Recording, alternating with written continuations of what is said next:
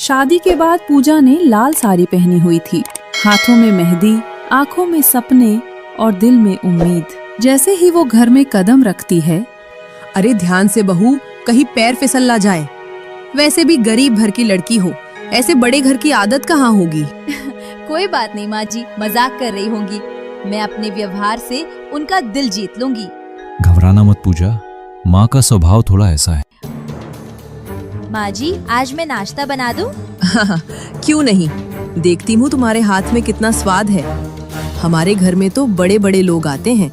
पूजा पूरी मेहनत से पराठे और हलवा बनाती है। सब लोग टेबल पर बैठते हैं। ये क्या बनाया है, नमक कम है। अरे हमारे घर की बहू होकर इतना भी नहीं आता। माँ, मुझे तो ठीक लग रहा है। तुम तो चुप ही रहो, तुम्हें तो अपनी बीवी ही सही लगेगी। पूजा की आंखें भर आती हैं, पर वो चुप रहती है। दोपहर को पड़ोसन शकुंतला चाची आती हैं। अरे सरला बहन, बहू तो बहुत सुंदर लाई हो। सुंदर तो है, पर काम में जीरो है। गरीब घर की लड़की है, हमने सोचा सुधार देंगे। पूजा सब सुन रही थी। उसका दिल धीरे धीरे टूटने लगा। क्या मैं सच में इतनी बुरी हूँ?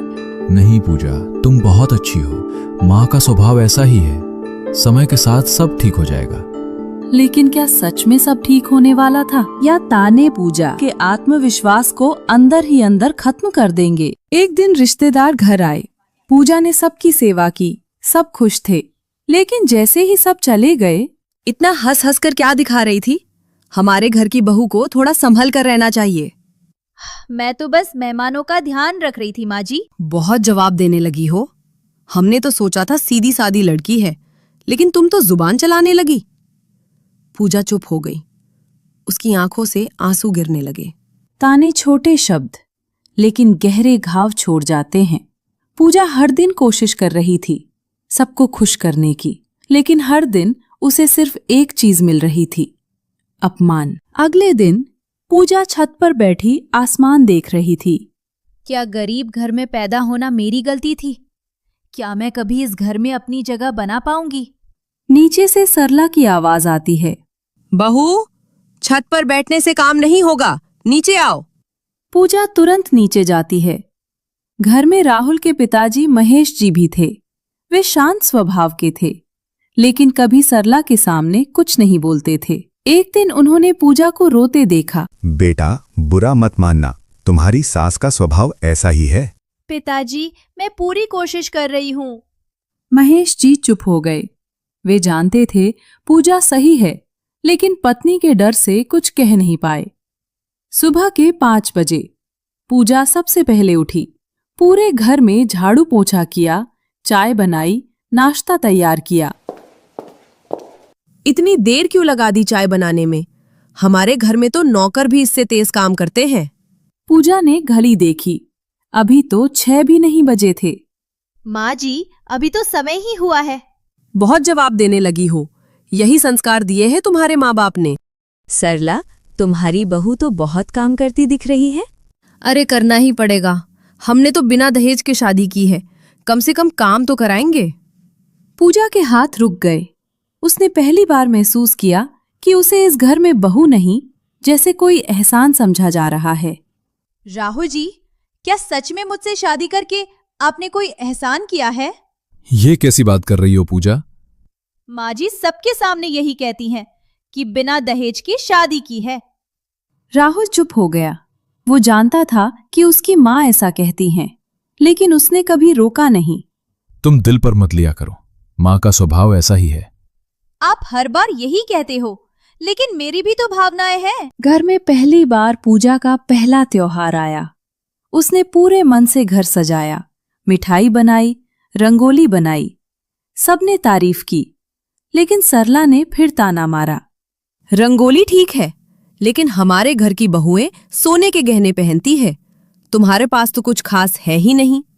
पूजा ने अपने सादे गहनों को देखा। उसके चेहरे की चमक फीकी पड़ गई। भगवान, क्या बहू होना मतलब सब कुछ सहना है? क्या मेरी कोई कीमत नहीं? उसकी आंखों से आंसू बहने लगे। महेश जी ने दूर से पूजा को रोते देखा। वो पास आए। बेटा, परेशान मत हुआ करो, समय के साथ सब ठीक हो जाएगा। धीरे धीरे पूजा चुप रहने लगी। कम बोलती, कम हंसती। एक दिन वह खाना बनाते समय गलती से बर्तन गिरा बैठी। हाय राम, कितना नुकसान करेगी, तुमसे कुछ ढंग से होता ही नहीं। लगातार काम और मानसिक तनाव की वजह से पूजा की तबीयत खराब रहने लगी। सुबह उसे हल्का बुखार था, लेकिन फिर भी वह रसोई में काम कर रही थी। पूजा, तुम ठीक तो हो? चेहरा पीला लग रहा है। कुछ नहीं, हल्का सा बुखार है, काम कर लूंगी। तभी सरला रसोई में आई। क्या हुआ? ऐसे क्यों खड़ी हो जैसे कोई पहाड़ टूट गया हो? माँ, पूजा को बुखार है। अरे हमारे जमाने में तो बुखार में भी खेत में काम करते थे। आजकल की लड़कियां तो जरा सी बात में बीमार हो जाती हैं। दोपहर को पूजा से गलती से चाय गिर गई। तुमसे तो कुछ होता ही नहीं, न ढंग से काम, न ढंग की परवरिश। क्या सिखाया है तुम्हारे माँ बाप ने? पता नहीं कैसी लड़की ले आए हैं। ये शब्द सुनकर पूजा के हाथ रुक गए। इस बार उसने सिर झुकाकर नहीं, सीधा खड़े होकर जवाब दिया। माँ जी, अगर मुझसे गलती हुई है तो डांट लीजिए, लेकिन मेरे माँ पापा को बीच में मत लाइए। उन्होंने मुझे इज्जत करना सिखाया है और मैं वही कर रही हूँ। घर में सन्नाटा छा गया। राहुल ऑफिस से जल्दी घर आया था। उसने सब सुन लिया। माँ, बस कीजिए, हर बार पूजा ही गलत नहीं होती। सरला हैरान रह गई। तुम अपनी माँ से ऐसे बात करोगे? मैं सिर्फ इतना कह रहा हूं कि पूजा भी इस घर की सदस्य है, उसे भी सम्मान चाहिए।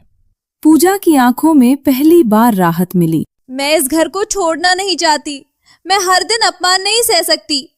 मैं बस इतना चाहती हूँ कि मुझे इंसान समझा जाए। मैं तुम्हारे साथ हूं, अब से कोई तुम्हें बेइज्जत नहीं करेगा। अगली सुबह महेश जी ने भी हिम्मत जुटाई। सरला, बहू गलत नहीं है, हमने भी बेटी पाली है। अगर उसके साथ कोई ऐसा व्यवहार करे तो हमें कैसा लगेगा? सरला पहली बार चुप हुई। उन्हें महसूस होने लगा था कि शायद वो सीमा पार कर चुकी हैं। कुछ दिन तक घर में शांति रही। सरला अब ताने कम मारने लगीं। हालांकि उनका स्वभाव पूरी तरह नहीं बदला था। समय बीतता गया। सरला देवी हमेशा घर की मालिक थीं। उनकी आवाज ही कानून थी। लेकिन अब वक्त बदलने वाला था। एक सुबह सरला ने देखा कि पूजा उसे दवा खाने के लिए कह रही है। माँ जी, डॉक्टर ने कहा है कि समय से दवा लेना जरूरी है।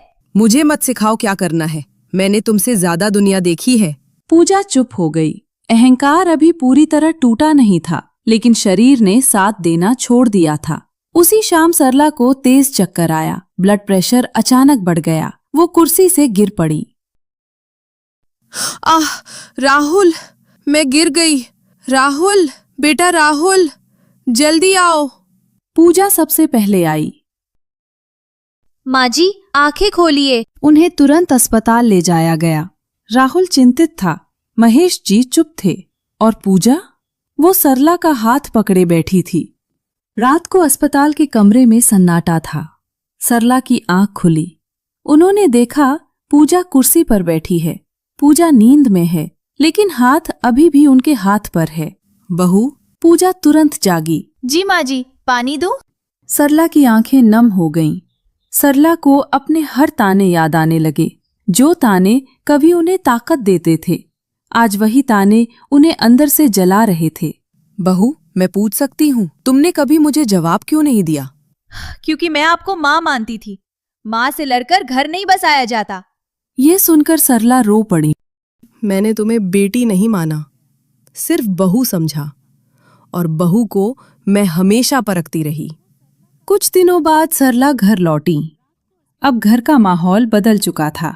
एक दिन पड़ोसन आई। अब तबीयत कैसी है सरला? सरला ने मुस्कुरा कर कहा, अब ठीक हूँ, और मेरी बहू की वजह से ठीक हूँ। पूजा रसोई में खड़ी सुन रही थी। उसकी आंखें भर आईं। शाम को पूरा परिवार बैठा था। सरला ने सबके सामने कहा, आज मैं सबके सामने कहना चाहती हूँ, मैंने अपनी बहू को बहुत दुख दिया, लेकिन उसने कभी शिकायत नहीं की। आज से ये मेरी बहू नहीं, मेरी बेटी है। घर में सन्नाटा छा गया। सभी के चेहरे पर धीरे धीरे मुस्कान आई। राहुल ने मुस्कुराते हुए पूजा की ओर देखा। महेश जी के आंखों में भी आंसू आ गए।